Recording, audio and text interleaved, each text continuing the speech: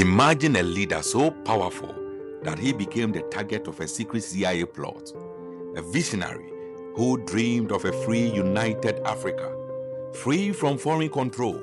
His bold vision for Pan-Africanism and resistance to Western manipulation made him a top enemy of the West. His ideas of self-reliance and unity, challenged empires, but also led to his downfall. Today, we are going to explore how the CIA used propaganda, espionage, and betrayal to overthrow one of Africa's most iconic leaders, Dr. Kwame Nkrumah. Give this video a thumb up and let's dive in. The CIA's secret activities in Africa have been shrouded in secrecy and disinformation to hide its influence on political outcomes. The agency's covert operations often targeted leaders whose ideas threatened Western interests, removing them through secret tactics that are complex to be noticed. The assassinations and disappearances of key figures like Patrice Lumumba in 1961, the first democratically elected leader of the Congo, and Sylvanus Olympio, 1963, Togo's founding president, were not isolated events. They were part of a larger pattern of eliminating leaders who advocated for sovereignty and economic self-determination. Also, the poisoning of Félix Moumi in 1960. For him, he wanted to dismantle French colonial influence, and the abduction of Mehdi Bembaka in 1965 showed the CIA's collaboration with foreign intelligence networks to suppress Pan-Africanist and anti-imperialist movements. These actions destabilized new governments, promoting regimes more aligned with external agendas. Kwame Nkrumah, Ghana's first president, played a key role in this geopolitical context. He envisioned a United States of Africa, aiming to unite the continent under a federal structure. He wanted Africa to have one army, integrated economy, and collective foreign policy, which directly challenged the divisions created by colonial powers. And that plan threatened neo-colonial exploitation. By undermining these unifying efforts, external actors kept Africa divided, allowing for continued resource extraction and political control. The suppression of Nkrumah's Pan-African project showed how Cold War-era interventions maintained colonial-era divisions, portraying sovereignty as a threat to global power dynamics rather than a legitimate goal. These secret actions, often claimed to be for containing communism or stabilizing allies, actually caused instability and distrust among African countries. The impact of this interference is still felt today, as Africa's post-colonial path has been shaped by the deliberate weakening of strong leadership and the imposition of governance systems that prioritize external interests over self-determination. Nkrumah viewed Ghana's 1957 independence not just as a national achievement, but as a spark for a continent-wide revolution, emphasizing that liberation was an inseparable struggle. His statement that day, young as we are, that we are prepared to lay our own foundation. As I said in the assembly just minutes ago, I made a point that we are going to see that we create our own African personality and identity. It's the only way in which we can show the world that we are ready for our own battle. But today, may I call upon you all that at this great day, let us all remember that nothing in the world can be done unless it has the purported support of God. We have done the battle, and we again rededicate ourselves not only in the struggle to emancipate other territories in Africa. Our independence is meaningless unless it is linked up with the total liberation of the African continent. This statement inspired anti-colonial movements, leading to a domino effect where over 35 African nations gained independence by the mid-1970s.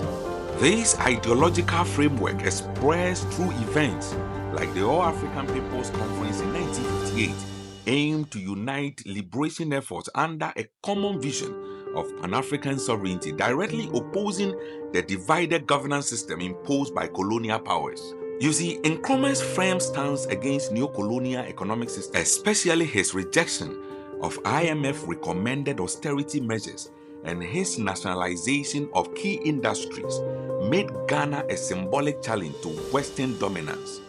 By focusing on state-led industrialization and trade networks across Africa rather than exploitative deals with former colonial powers, he weakened the economic influence that institutions like the IMF and World Bank aimed to keep. His support for movements such as the ANC in South Africa, Frelimo in Mozambique, and Algerian FLN further upset Western governments, who saw his support for socialist-leaning liberation groups as a strategic alliance with Cold War opponents. Initially, Nkrumah's warning about foreign interference were dismissed as paranoid. However, the classified CIA files revealed systematic efforts to destabilize his government. The CIA-funded opposition groups spread propaganda through front organizations and collaborated with British intelligence to create economic crisis, including sabotaging Ghana's crucial cocoa exports. These covert actions led to the 1966 coup that removed Nkrumah while he was away, an operation confirmed to have CIA involvement. By 1961, serious discussions about destabilizing Nkrumah's government had started as part of a long-term strategy to undermine his Pan-African goals. U.S. diplomatic effort presented as attempt to guide Ghana's economy policies actually involved coordination with anti-Nkrumah groups. Meanwhile, the military and intelligence worked secretly to prepare for his removal. Publicly, American officials praised Ghana's independence as a democratic success, while secretly supporting domestic dissent and portraying Nkrumah's socialist reforms as authoritarian. The coup on February 24, 1966 was carried out by army officers with careful planning and support from the CIA. It used false claims of government corruption and tyranny to justify the overthrow. These accusations mirrored Western media campaigns that had long criticized Nkrumah's nationalization policies and his non-aligned stance during the Cold War. The plotters, trained and founded secretly, presented their actions as a patriotic correction. However, their quick alignment with IMF demands and Western economic interests revealed the coup's real goal, bringing Ghana back under new colonial control. Exiled and politically isolated, Nkrumah found refuge in Guinea, where President Ahmed Sékou Touré, a fellow Pan-Africanist, symbolically appointed him honorary co-president. This gesture showed continental solidarity among leaders opposing foreign interference. Even as Western-backed regimes systematically marginalized such voices, Nkrumah's forced exile exemplified the fate of visionary African leaders whose ambitions for unity and self-determination clashed with the geopolitical interests of external powers. His writings from Guinea condemning neo-colonialism as the last stage of imperialism became a rallying cry for movements still dealing with the aftermath of the orchestrated regime change. The 1966 coup in Ghana did not deliver the stability or democratic progress promised by its Western supporters. Instead, it plunged the country into a cycle of military rule characterized by repression and economic stagnation. The junta dismantled Nkrumah's social welfare programs and suppressed political dissent through arbitrary arrest, censorship, and state violence. This contradicted the US and UK depiction of Nkrumah's government as despotic. Rather than addressing governance issues, the coup entrenched tyranny under a new guise, with successive regimes prioritizing loyalty to military hierarchies over public accountability.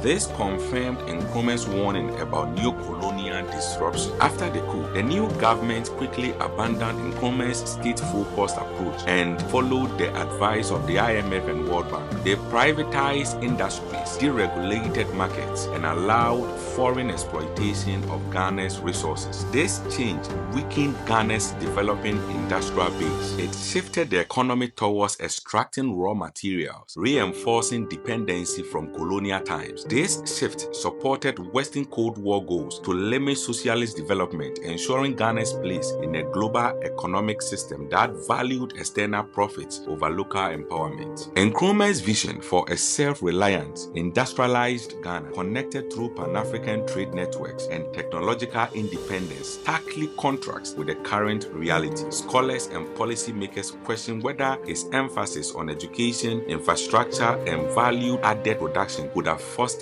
broader regional growth and reduced vulnerabilities to global financial institutions. His unfulfilled plans is a reminder of the enduring cost of rejecting alternatives to neocolonialism. During the Cold War, U.S. foreign policy in Africa was driven by a simple view that saw regional conflicts as a battle between communist and free world sides. This perspective led to the interventionist tactics such as supporting authoritarian leaders and opposing democratically elected ones as long as they supported the U.S. goal of containing communism. Africa's post-colonial goals of non-alignment or socialist reforms were often seen as Soviet influence, causing the U.S. to focus on countering these perceived threats rather than promoting true self-determination.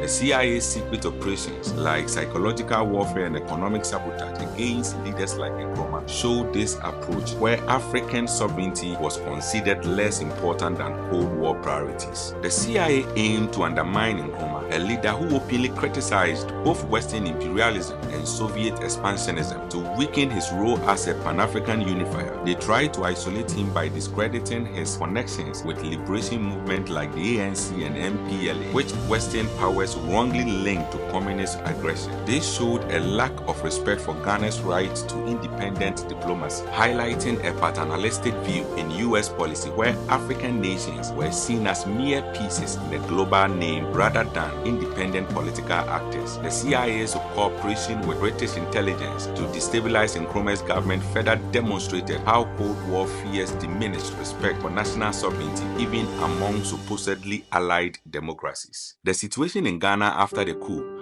revealed the flaws in these interventions. The military junta, despite claiming to restore order, worsened economic inequality and political repression, dismantling Nkrumah's investments in education, healthcare, and infrastructure. By focusing on privatization and export-oriented extraction, the new regime increased Ghana's dependence on unstable global commodity markets, moving away from Nkrumah's vision of diversified industrialization and intra-African trade. The resulting socioeconomic stagnation contradicted Western claims that removing him would liberate Ghanaians, instead showing how externally orchestrated regime change often replaces one form of tyranny with another, while depriving nations of transformative policy frameworks. Kwame Nkrumah's overthrow in 1966 was meant to stop his vision for Ghana and Africa, but in the end, he won.